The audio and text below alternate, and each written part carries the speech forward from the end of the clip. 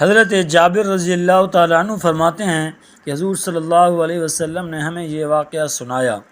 انبیاء میں ایک نبی نے اپنی قوم سے کہا، میرا جہاد پر جانے کا ارادہ ہے، وہ شخص میرے ساتھ نہ چلے جس کا حال میں نکاح ہوا ہو اور وہ سہاگ رات منانا چاہتا ہو۔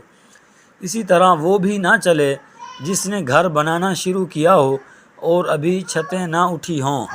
وہ بھی میرے ساتھ نہ چلے جس نے مویشی اور اونٹنیاں خریدی ہوں اور ان کے بچے کا وقت قریب ہو۔ اس کی وجہ یہ تھی کہ وہ چلے جو یکسوئی کے ساتھ جہاد کر سکے۔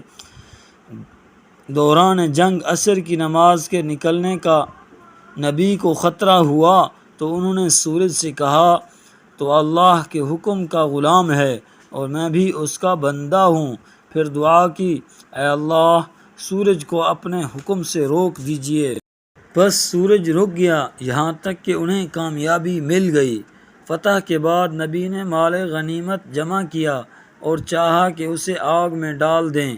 اس وقت یہ اصول تھا کہ جو شخص صدقہ کرنا چاہتا وہ مال کو ایک جگہ رکھتا اور دل میں صدقہ کی نیت کرتا تو غیب سے آگ آتی اور اس مال کو کھا جاتی۔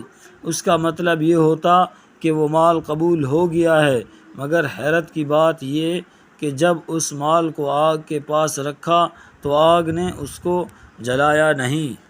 نبی نے فرمایا، لوگوں میں سے کوئی خیانت کرنے والا ہے جس کی وجہ سے صدقہ قبول نہیں ہو رہا ہے۔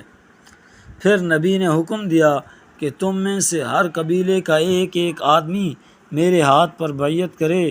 جس قبیلے میں خیانت کرنے والا موجود ہوگا اس کا ہاتھ میرے ہاتھ سے چپک جائے گا۔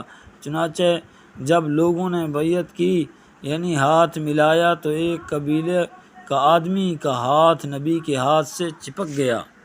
نبی نے فرمایا کہ تمہارے قبیلے کے اندر ہی کوئی خائن ہے، لہذا تمہارا قبیلہ مجھ سے بیعت کرے۔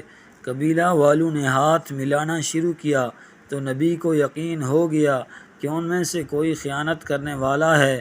جب نبی نے ان سے سختی سے خیانت کا پوچھا تو وہ لوگ گائے کے سر کے برابر سونا لے کر آئے جو انہوں نے چھپا رکھا تھا، اسے زمین پر رکھا۔ اچانک آسمان سے آگ نازل ہوئی، اس نے تمام مال کھا لیا۔